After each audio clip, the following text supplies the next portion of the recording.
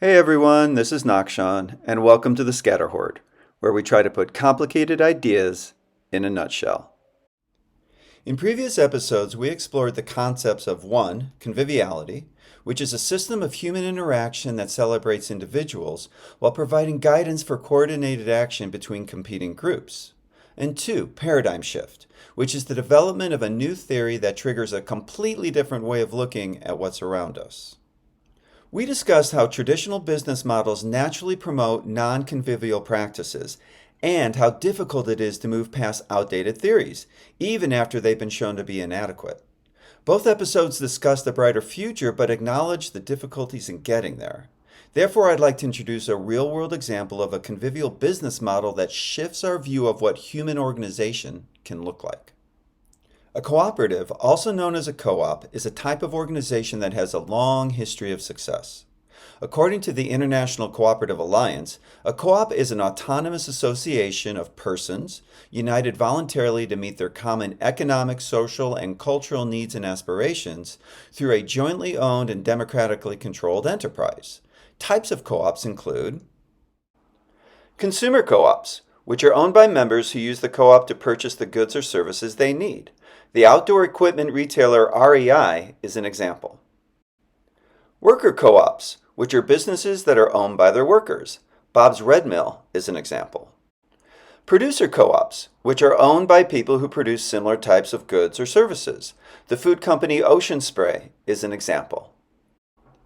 Purchasing or shared service co-ops, which combine member demand to achieve better pricing, availability, and delivery of products or services.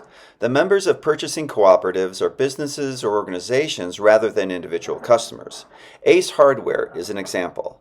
And multi-stakeholder co-ops, which are owned by 2 or more types of members who have different roles and interests in an enterprise that more broadly benefits them all. Fifth Season Cooperative, which brings farmers and food processors together in Viroqua, Wisconsin, is an example. These are broad categories, and any specific co-op can share characteristics across more than one. For instance, agricultural co-ops are extremely popular with 1.2 million worldwide and 2 million American farmers working together in more than 2,100 US-based co-ops. These ag co-ops can be designed to aid the purchase of inputs like seed and fertilizer, the harvesting of crops, and the marketing/distribution of the subsequent commodities. Cooperatives have a long history, and over the course of time have settled on many convivial practices. The Rochdale Principles of Cooperation were created in 1844 by the Rochdale Society of Equitable Pioneers in Rochdale, England. They were officially adopted by the International Cooperative Alliance in 1937, who updated them in 1995, laying the foundation for their statement of cooperative identity quoted above. This prompted an expression of values: self-help, self-responsibility, democracy, equality, equity, and solidarity, and then a listing of principles, which are voluntary and open membership.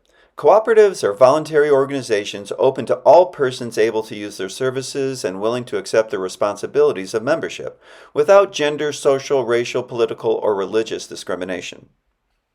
Democratic member control. Cooperatives are democratic organizations controlled by their members, who actively participate in setting their policies and making decisions. Member economic participation. Members contribute equitably to and democratically control the capital of their cooperative. Autonomy and independence. Cooperatives are autonomous self-help organizations controlled by their members. Education, training, and information. Cooperatives provide education and training for their members, elected representatives, managers, and employees so they can contribute effectively to the development of their co-ops. Cooperation between cooperatives. Cooperatives serve their members most effectively and strengthen the cooperative movement by working together through local, national, regional, and international structures. And concern for community. Cooperatives work for the sustainable development of their communities through policies approved by their members. Ivan Illich, who developed the model of conviviality, would have been extremely comfortable with these values and principles, and he would have said that of course a convivial system would include them all. But while co-ops naturally promote a convivial environment, it's not guaranteed. Co-op organizers still need to ensure that basic organizational components like the mission statement, org chart, training curriculum, data analysis, process improvement, and budget development all align with Illich's 5 principles of conviviality, which are autonomous and creative intercourse among persons and the intercourse of persons with their environment. That is, people working together are allowed and even encouraged to think outside the box, access the resources from the greater environment, and work collaboratively with others. Individual freedom realized in personal interdependence, meaning people within a collective experience freedom of expression and movement as being enhanced by cooperative relationships with other people sharing the same space, rather than their styles being crimped by those same folks. Personal energy under personal control. People feel excited and vitalized to be in the group because they are valued for their unique strengths, thus giving them the energy to maximize their potentials in ways that feel right to them. A guarantee that each member has the most ample and free access to the resources of the community, which is limited only in favor of another member's equal freedom.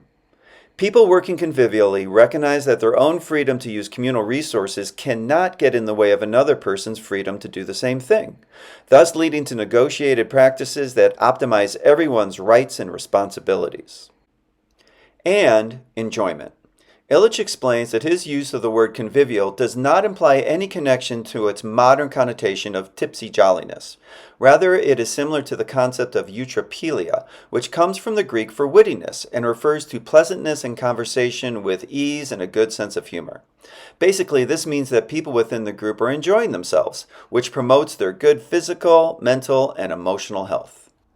I believe that a paradigm shift away from the traditional business practices that are driving our world to destruction can happen, and that the awareness of a model with a long history of success brings hope and provides a potential roadmap into a more sustainable future.